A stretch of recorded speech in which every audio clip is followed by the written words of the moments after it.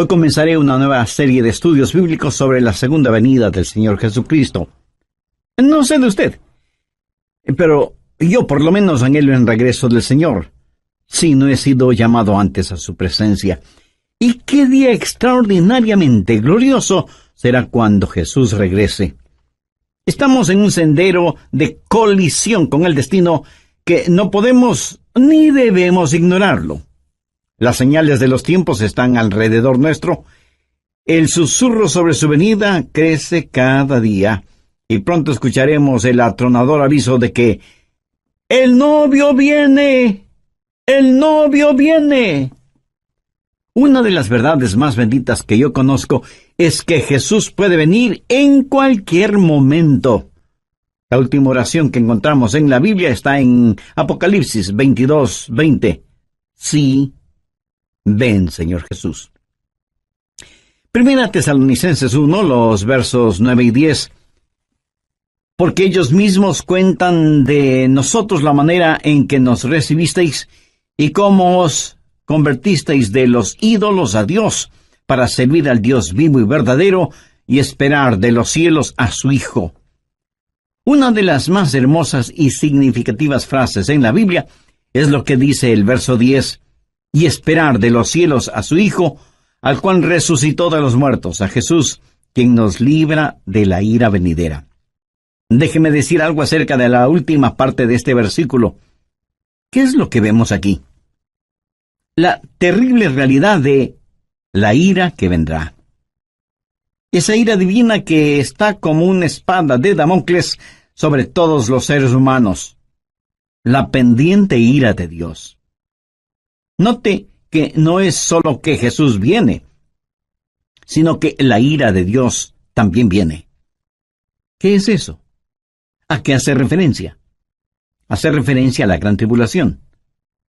Si usted piensa que hoy en día estamos teniendo increíbles problemas y dificultades, la ira de Dios, la gran tribulación, hará que estos días que estamos viviendo en la actualidad parezcan como paseo de verano en la playa.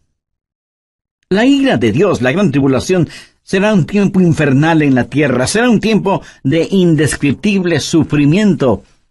El profeta Daniel advirtió sobre este tiempo. Anota al margen Daniel 12:1. Y será tiempo de angustia, cual nunca fue desde que hubo gente hasta entonces. Será un tiempo de sufrimiento sin paralelo en la historia. Y el Señor Jesús también advirtió sobre esto. Busque Mateo 24, desde el verso 21. Porque habrá entonces gran tribulación, cual no ha habido desde el principio del mundo hasta ahora, ni la habrá. No estamos hablando de una tribulación normal, no estamos hablando de los tiempos oscuros y terribles que los creyentes han conocido y vivido a través de los siglos. Estamos hablando de un tiempo sin precedentes. Daniel habla de tiempos problemáticos. Jesús habló de la gran tribulación y Pablo lo identifica como la ira que vendrá. En el capítulo 6 de Apocalipsis se describe la ira que vendrá. Veamos desde el verso 15. Y los reyes de la tierra y los grandes, los ricos, los capitanes, los todopoderosos y todo siervo y libre, se escondieron en las cuevas y entre las peñas de los montes y decían a los montes y a las peñas, caed sobre nosotros y escondednos del rostro de aquel que está sentado sobre el trono y de la ira del Cordero. Generalmente hablamos de la gentileza del amor del Cordero, o sea, de Jesús. Pero escúcheme con atención. El amor de Dios es la mitad de la verdad, pero no toda la verdad. Y cuando usted toma solo la mitad de una verdad y la presenta como si fuera toda la verdad, entonces la mitad que no presenta resulta que viene siendo una mentira. Pero, mi amigo, de acuerdo a la Biblia, la otra mitad del amor de Dios es la ira de Dios, la justicia de Dios. El gran día de la ira de Dios se acerca. ¿Y quién será capaz de enfrentarlo? Daniel, Jesús, Pablo y Juan hablan sobre ese evento. Ese día sin paralelo ni precedente en la historia humana va a llegar, y Pablo lo identifica como la ira que vendrá. Con todo lo que sucede a nuestro alrededor en nuestros días, bien se podría decir que las llamas del juicio de Dios están ya apareciendo en el horizonte. Apocalipsis 6, desde el verso 1. Vi cuando el Cordero abrió uno de los sellos, y oí a uno de los 4 seres vivientes decir, como con voz de trueno, ven y mira. Cuando usted escucha truenos, ¿qué es lo que espera? Pues una tempestad, ¿verdad? A Juan se le dijo que mirara. ¿Y qué es lo que él vio? Veamos en el verso 2. Y miré, y he aquí un caballo blanco. Vamos a ver 4 jinetes en sus caballos, cabalgando durante la gran tribulación. Algunos llaman a estos los 4 jinetes del Apocalipsis. Y todo esto no es más que una descripción de la frase que Pablo usó cuando dijo, la ira venidera. El primer caballo es el blanco, de dominio. Juan dice, y miré, y he aquí un caballo blanco, y el que lo montaba tenía un arco, y le fue dada una corona, y salió venciendo, y para vencer. ¿Quién es este que monta en un caballo blanco? Mi amigo, no es otro que el anticristo. Es la simbología bíblica. Un caballo blanco significa dominio, conquista, triunfo, y durante ese tiempo, el Mesías del diablo, el anticristo, regirá en el mundo. Tiene un arco en su mano, lo cual es símbolo de poder. Tiene una corona en su cabeza, lo cual también significa dominio. Y si usted me pregunta, ¿el mundo en realidad será gobernado por el anticristo? Absolutamente cierto. Jesucristo fue muy claro al respecto. Busque Juan 5:43. Yo he venido en nombre de mi Padre, y no me recibís. Si otro viniere en su propio nombre, a ese recibiréis. Jesús dijo que no le recibimos a él, que es el verdadero Cristo, pero sí recibiremos al anticristo, que vendrá montado en un caballo blanco.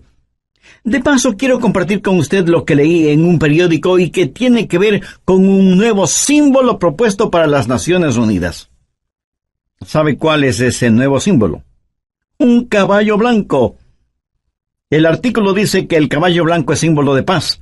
Y cito textualmente parte de lo que dice el periódico. La paloma, como símbolo de paz y fraternidad entre las naciones, enfrenta a un competidor, un caballo blanco. El diseño del caballo blanco fue donado con el propósito de unir pacíficamente los 5 continentes, simbolizado a través de la fortaleza del caballo que asegura libertad y unidad.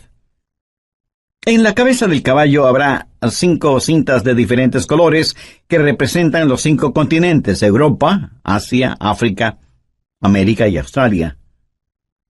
Así que se está impulsando un nuevo símbolo de paz, un caballo blanco, para que unifique al mundo. Y Daniel, haciendo referencia al anticristo, dice que por medio de la paz destruirá a muchos.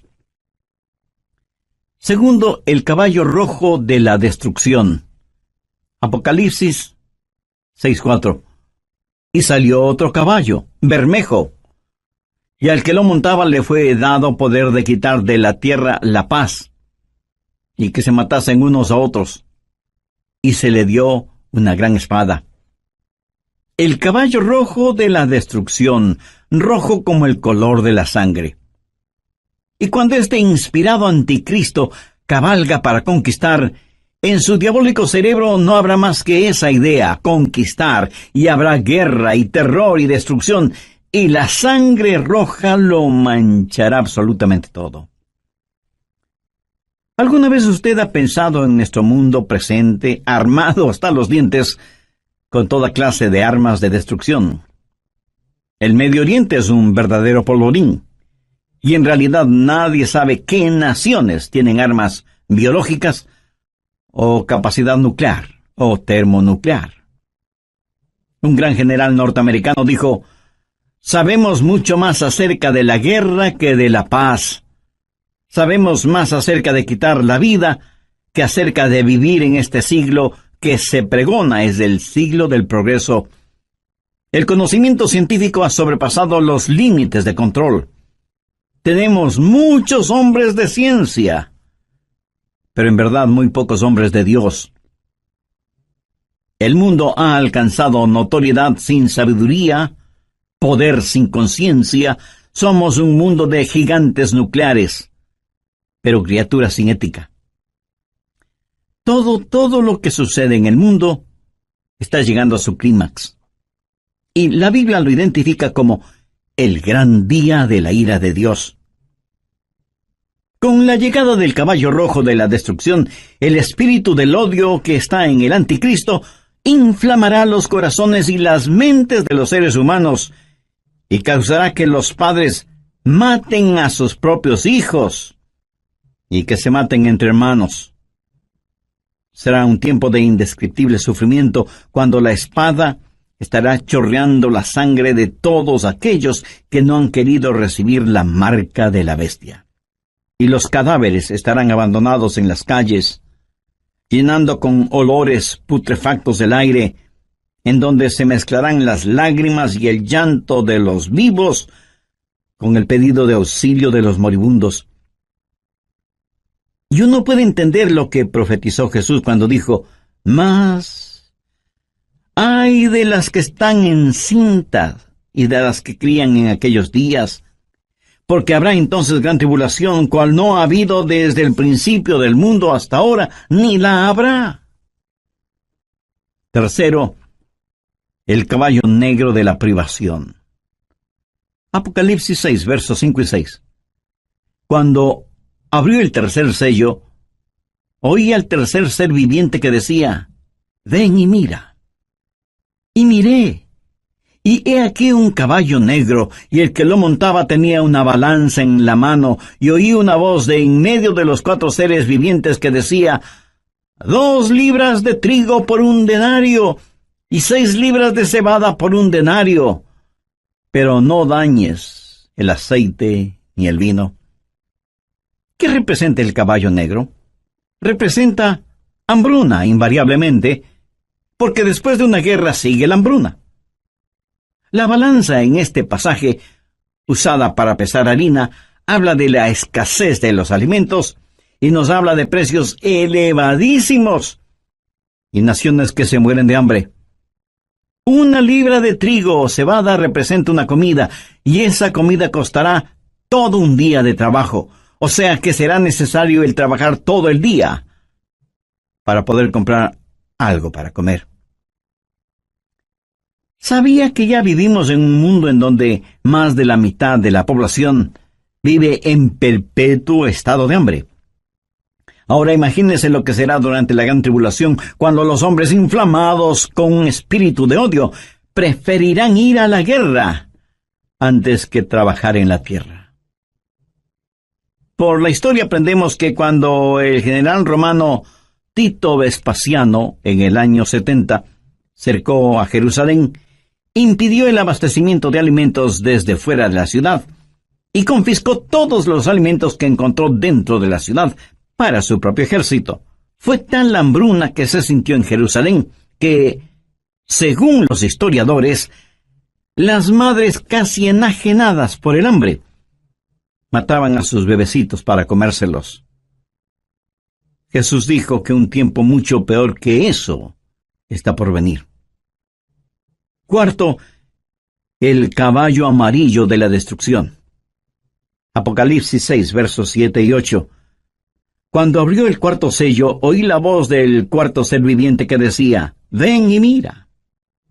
Miré, y he aquí un caballo amarillo, y el que lo montaba tenía por nombre Muerte, y el Hades le seguía. Y le fue dada potestad sobre la 4ª parte de la tierra para matar con espada, con hambre, con mortandad y con las fieras de la tierra. En el original griego, la palabra amarillo describe un color verde amarillento pálido. Este caballo es el de la destrucción, y millones de seres humanos serán destruidos. Esto nos enseña que en los oscuros días de la ira venidera habrá un odio generalizado, inspirado por el anticristo, y las masacres serán las consecuencias de ese odio, y la sangre correrá como ríos, y el hambre producirá muerte, y después de la muerte, el infierno. Se dice que a veces más gente muere después de terminada una guerra que durante la guerra misma. Y usted preguntará, ¿cómo puede ser eso posible? Amigo, después de la guerra hay una explosión de pandemias, infecciones, plagas. Pero en este pasaje, note que después de la muerte viene el Hades. ¿Qué significa eso? La muerte reclama el cuerpo, pero el Hades reclama el alma. Esos van a ser días terribles cuando ni siquiera en el sepulcro usted podrá esconderse de Dios. Y yo creo que los 4 jinetes del Apocalipsis están listos para comenzar su recorrido. Si nuestros oídos son sensibles, escucharemos el estruendo de sus cascos aproximándose aceleradamente. El gran día de la ira de Dios vendrá, ¿y quién será capaz de enfrentarlo? Este pasaje de Primera de Tesalonicenses nos previene acerca de la ira que vendrá, pero solo he hablado de una parte de lo que sucederá durante la gran tribulación. Vayamos ahora a Apocalipsis 9. La gran tribulación será un tiempo cuando los espíritus diabólicos serán desatados sobre la tierra. Apocalipsis 9:1. Y el 5º ángel tocó la trompeta, y vi una estrella que cayó del cielo a la tierra. ¿Qué representa esa estrella caída? Es el mismísimo Lucifer. Y se le dio la llave del pozo del abismo, o sea, la llave es entregada a este supercriminal para que abra la cárcel que está en el abismo y deje en libertad a los malévolos espíritus encerrados allí. Y cuando eso pase, cosas increíblemente horrorosas van a suceder. Veamos el verso 2. Y abrió el pozo del abismo, y subió humo del pozo como humo de un gran horno, y se oscureció el sol y el aire por el humo del pozo, y del humo salieron langostas sobre la tierra, y se les dio poder como tienen poder los escorpiones de la tierra. Un notable comentarista bíblico refiriéndose a esto dice, las langostas son infernales. Por eso vienen desde el fondo del abismo. Bueno, aquí no está hablando de langostas comunes. Estas son un emblema, un simbolismo de espíritus diabólicos. Son espíritus infernales e insaciables. Este no es un panorama muy halagador que digamos, ¿no le parece? Y menos para quienes no son salvos todavía. ¿Es usted ya salvo o salva? ¿Hay en su corazón el anhelo de que Jesús regrese? ¿Tiene la absoluta certeza de que al morir se irá al cielo? Si no es así, usted necesita hacer una decisión espiritual ahora mismo. Le invito a decir la siguiente oración. Dígala con sus propias palabras. Las mías son solo una guía. Querido Dios, perdóname porque aún siendo religioso, he estado tan pendiente de las cosas materiales que no he puesto ninguna atención a las cosas espirituales. Soy pecador y necesito tu perdón. Me acerco a ti en busca de misericordia y gracia. Señor Jesús, te invito a que seas mi Salvador y mi Señor. Lo hago con sincera y profunda fe, pidiéndote me perdones, me limpies, me sanes y me salves. Usa mi vida de acuerdo a tus divinos propósitos. Lo pido en tu santo nombre. Amén.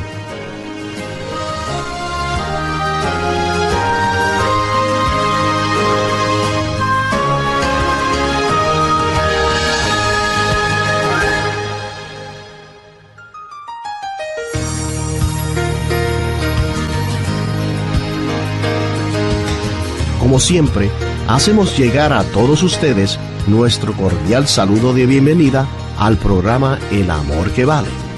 El doctor Adrian Rogers presenta la serie Nuestro Rey Viene Pronto. Antes de que un reino declare guerra a otro reino, ¿qué es lo que hace primero? Llama a sus propios ciudadanos a que salgan de ese reino antes de declarar la guerra. Antes de que Dios hiciera llover fuego y azufre sobre Sodoma, el ángel le dijo a Lot: no puedo hacerlo hasta que tú salgas de aquí. Lot y su familia fueron sacados de la ciudad antes de que la ira de Dios se hiciera una realidad. Dios los salvó, sacándoles de la ciudad. Antes de que Dios enviara el diluvio en tiempos de Noé, ¿qué es lo que hizo? Arrebató a Enoc antes del diluvio para que fuera como un retrato, una ilustración de que antes de que Dios derrame su ira, Dios salva a los suyos.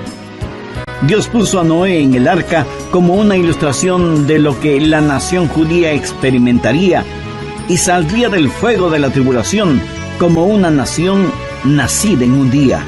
Esperamos que Jesús regrese en cualquier momento. ¿Qué está haciendo para prepararse para el retorno de Jesús? ¿Podemos saber cuándo regresa Él? ¿Qué podemos esperar que suceda en la gran tribulación? Escuche al doctor Adrian Rogers, en la voz del pastor Lenín de Llanón, dar respuesta a estas preguntas en su estudio bíblico, Preparándose para el Rapto. Tenga la bondad de buscar en la Biblia Apocalipsis 9, versículo 4. Y se les mandó que no dañasen a la hierba de la tierra, ni a cosa verde alguna, ni a ningún árbol, sino solamente a los hombres que no tuviesen el sello de Dios en sus frentes. En el oriente, enormes enjambres de langostas aparecen en cierta época del año y devoran todo cuanto encuentran a su paso, incluyendo la vegetación. Pero las langostas de este versículo son diferentes. No dañarían ni una sola hoja de la vegetación, pero sí dañarían a los hombres y serían insaciables. Pero no solo son insaciables, sino que también son intolerables. Veamos los versos 5 y 6. Y les fue dado no que los matasen, sino que los atormentasen 5 meses. Y su tormento era como un tormento de escorpión cuando hiere al hombre. ¿Ha sido usted alguna vez picado o mordido por un escorpión? Bueno, yo sí. Y eso es algo que de ninguna manera es agradable en recordarlo. Pero estos tal vez billones de langostas bíblicas salidas del abismo infernal tendrán el poder de ocasionar intolerables y terribles dolores. ¿Cuán terrible es ese dolor? La respuesta está en el verso 6. Y en aquel día los hombres buscarán la muerte, pero no la hallarán, y ansiarán morir, pero la muerte huirá de ellos. Los hombres con ansiedad buscarán la muerte, porque la muerte será una bienvenida liberación al tormento ocasionado por estos espíritus diabólicos que estarán en total libertad sobre la tierra. No solo serán espíritus intolerables, sino que además serán espíritus irresistibles. Verso 7. Y el aspecto de las langostas era semejante a caballos preparados para la guerra. Como un ejército bien entrenado, avanzan, marchan, y nadie les puede detener, nadie puede estorbar el vertiginoso marchar de estas fuerzas diabólicas salidas del fondo del abismo de la maldad. Son irresistibles y al parecer invencibles. Apocalipsis 9:7. Y el aspecto de las langostas era semejante a caballos preparados para la guerra. En las cabezas tenían como coronas de oro. ¿Qué significa esto? Significa que a Satanás se le ha dado dominio y está temporalmente en el trono. Es el milenio del diablo. El infierno está de fiesta. Son irresistibles, invencibles e inteligentes. Mire lo que dice la parte final del verso 7. Sus caras eran como caras humanas. En la tipología bíblica, el rostro de un hombre siempre habla de inteligencia. Pero siempre ha sido la sabiduría humana la que ridiculiza la verdad de Dios. El interés de Satanás siempre ha sido el controlar la mente del hombre, no tanto su corazón y conciencia. Los espíritus diabólicos implantan en nuestras mentes ideas de cómo debemos aprender acerca de las estratagemas seductoras de Satanás, pero son estratagemas insidiosas. Verso 8. Tenían cabello como cabello de mujer, sus dientes eran como de león. Mi amigo, estas no son langostas ordinarias. El cabello de mujer habla del carácter seductor y atractivo de las fuerzas diabólicas. La Biblia nos advierte acerca de los espíritus seductores, y el diablo seducirá a millones con encantos femeninos, pero debemos mirar más allá de todo lo que ofrece como atractivos este ángel de luz, porque él es en verdad un león rugiente. La Biblia dice, sus dientes eran como de león, para devorar y destruir a quienes caen en sus garras, insidioso y engañador, con pelo como de mujer, pero con colmillos de león. Los espíritus diabólicos son además insensibles. Veamos el verso 9. Tenían coraza como corazas de hierro. ¿Qué significa esto? Que por un periodo de tiempo, ellos eran inmunes a cualquier daño. A los débiles y pecadores seres humanos no les servirá de nada el tratar de luchar. ¿Cuán frecuentemente desestimamos el poder de Satanás y nos reímos y hacemos bromas al respecto? Lo cual es una necedad, porque estos espíritus diabólicos son insensibles e inescapables. Note lo que dice la segunda parte del verso 9. El ruido de sus alas era como el estruendo de muchos carros de caballo corriendo a la batalla.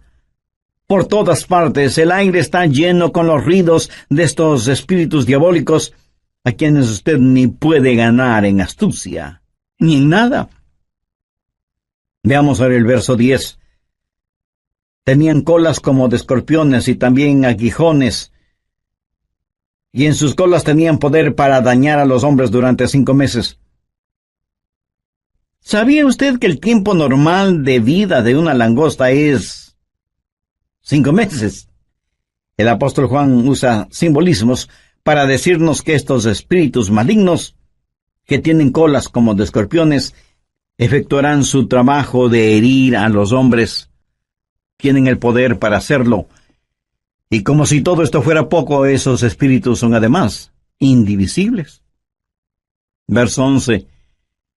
Y tienen por rey sobre ellos al ángel del abismo, cuyo nombre en hebreo es Abadón y en griego Apolión. Hay un rey sobre estos espíritus. Recuerde que no tenemos lucha contra sangre y carne, sino contra principados, contra potestades, contra los gobernadores de las tinieblas. Abadón o Apolión literalmente significa destrucción. Un poderoso príncipe infernal, tal vez Satanás mismo, es quien los guía para que torturen a los habitantes de la tierra durante la gran tribulación, o sea, durante la ira venidera. En segundo lugar, hay una anticipada espera. Veamos 1 Tesalonicenses 1:10. Y esperar de los cielos a su Hijo, al cual resucitó de los muertos, a Jesús, quien nos libra de la ira venidera. ¿Lo ve? Esperamos por su Hijo Jesús, quien nos libra de la ira venidera. Pregunta, ¿vivirá la iglesia la gran tribulación? ¿Estará la iglesia sujeta a la ira que vendrá? Bueno, personalmente no lo creo, y le diré por qué. Creo que la Biblia claramente enseña que la iglesia será arrebatada, raptada, antes de que la ira llegue. Veamos 1 Tesalonicenses 5:9. Porque no nos ha puesto Dios para ira, sino para alcanzar salvación por medio de nuestro Señor Jesucristo. El apóstol Juan le dijo a la iglesia de Filadelfia la misma cosa. Veamos Apocalipsis 3:10. por cuanto has guardado la palabra de mi paciencia, yo también te guardaré de la hora de la prueba que ha de venir sobre el mundo entero. Y usted podría preguntarme, pastor, eso es lo que Juan le dijo a la iglesia de Filadelfia, pero no a nuestras iglesias. Vayamos rápidamente a Apocalipsis 3:13. ¿Qué dice? El que tiene oído, oiga lo que el Espíritu dice a las iglesias. Lo que se le dijo a la iglesia de Filadelfia también es para nosotros. Si guardamos las palabras de su paciencia, Él nos librará de esa hora de tribulación. Dios no derrama su ira sobre sus hijos. Él disciplina a sus hijos. Antes de que un reino declare guerra a otro reino, ¿qué es lo que hace? Llama a sus propios ciudadanos a que salgan de ese reino antes de declarar la guerra. Antes de que Dios hiciera llover fuego y azufre sobre Sodoma, el ángel le dijo a Lot, no puedo hacerlo hasta que tú salgas de aquí. Lot y su familia fueron sacados de la ciudad antes de que la ira de Dios se hiciera una realidad. Dios los salvó sacándoles de la ciudad. Antes de que Dios enviara el diluvio en tiempos de Noé, ¿qué es lo que hizo? Arrebató a Enoc antes del diluvio para que fuera como un retrato, una ilustración de que antes de que Dios derrame su ira, Dios salva a los suyos. Dios puso a Noé en el arca como una ilustración de lo que la nación judía experimentaría y saldría del fuego de la tribulación. Si la iglesia va a pasar la gran tribulación, hay ciertas cosas que deben suceder. Y no estaremos esperando el regreso de Jesús en cualquier momento. Anote Mateo 24:36. Pero del día y la hora nadie sabe, ni aun los ángeles del cielo, sino solo mi Padre. Nadie, absolutamente nadie, sino el Padre, conoce el tiempo del regreso de su Hijo a la tierra. Y en Mateo 24:38, porque como en los días antes del diluvio estaban comiendo y bebiendo, casándose y dándose en casamiento, hasta el día en que Noé entró en el arca, entonces vendrá el Hijo del Hombre. Ahora escúcheme, comer, beber, casarse o dándose en casamiento no es precisamente la gran tribulación. Es cierto que para algunas parejas su cónyuge es una gran tribulación. ¿Qué es lo que dice Mateo 24:42? Velad pues, porque no sabéis a qué hora ha de venir vuestro Señor.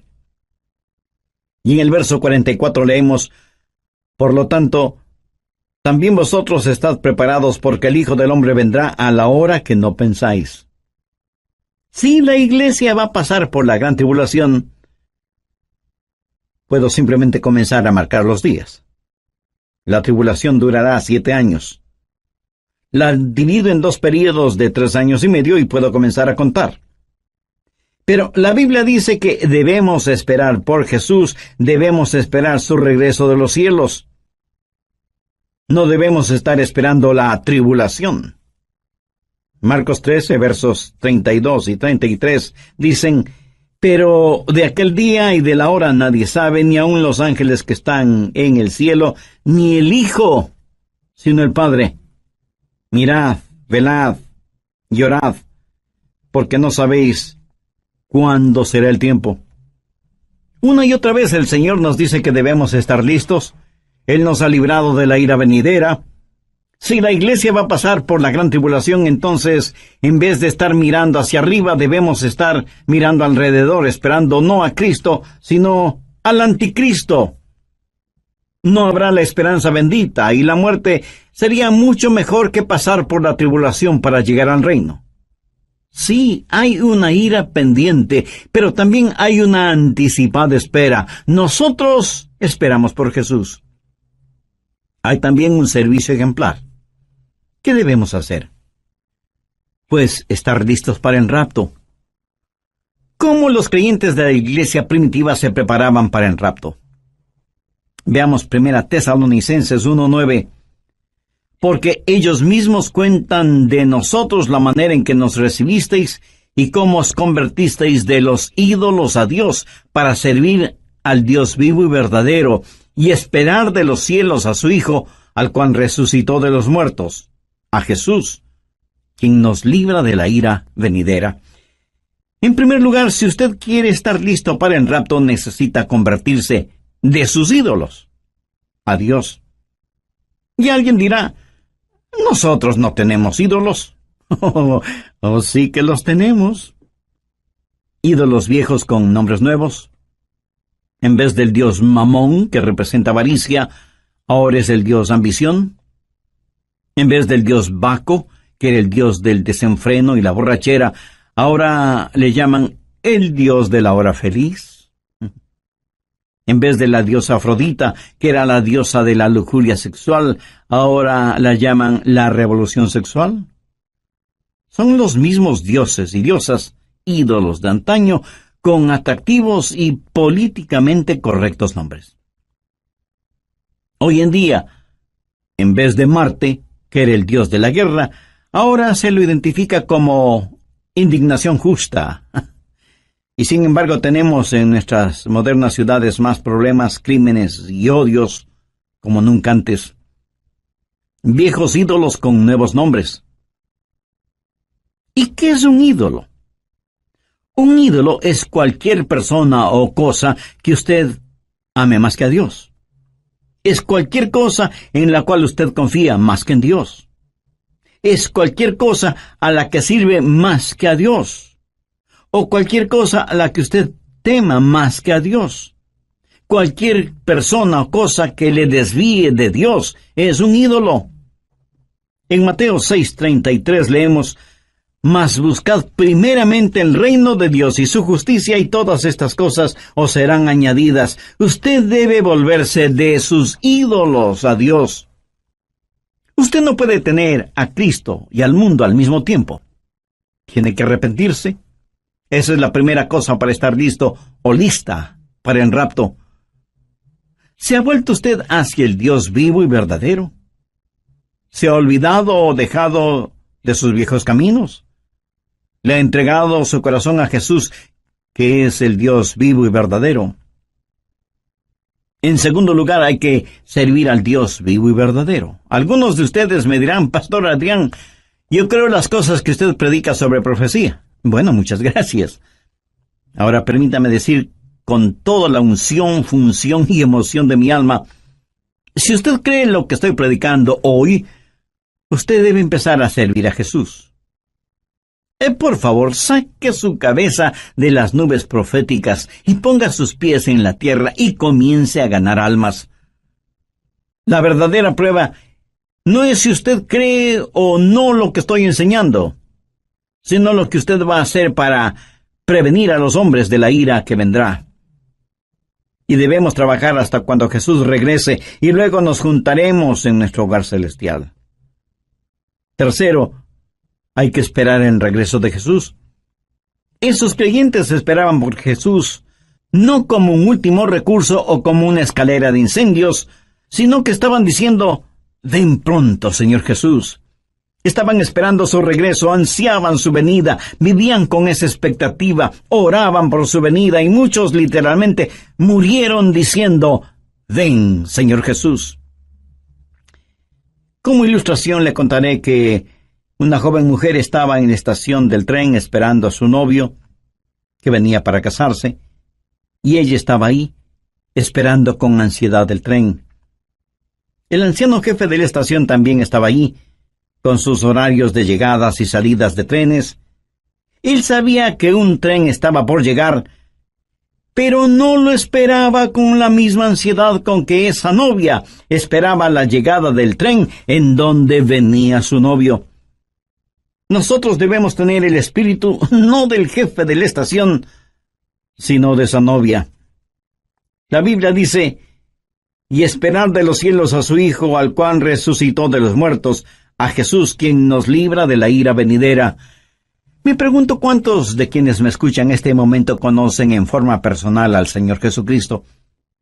Porque si usted aún no tiene una relación íntima con Él, este es el momento de hacer esa decisión.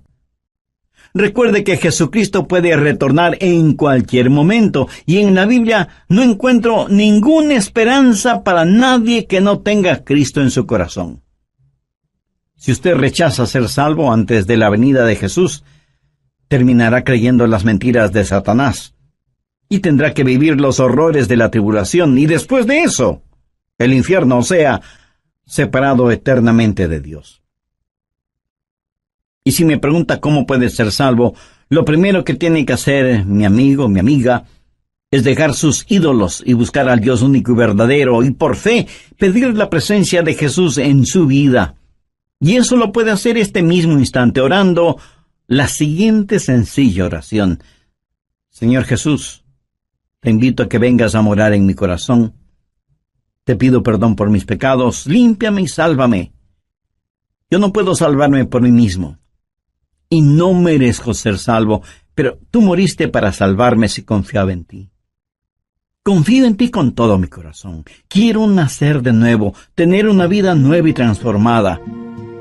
Haz de mí la persona que tú quieres que sea. Lo pido en tu santo nombre.